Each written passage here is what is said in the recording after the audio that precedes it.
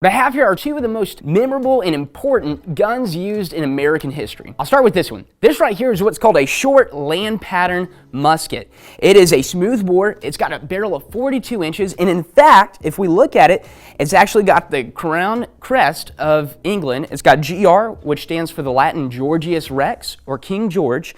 This is for the Tower of London, and it was actually made in England. It was the English musket that was used in all of their colonization, and it was also what was primarily used by the colonists in America.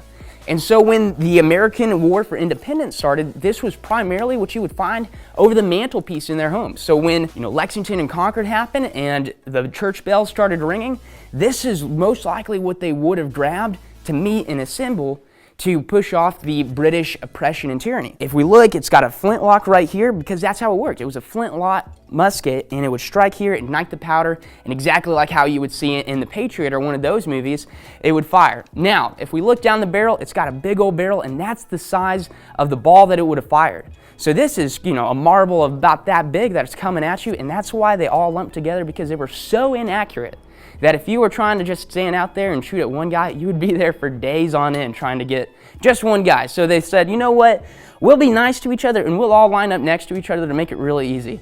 Thankfully, that all changed by the time we got to this. This right here was the main battle rifle for the American forces during the Second World War. It's called an M1 Garand or an M1 Garand, depending on whether or not you're American or Canadian.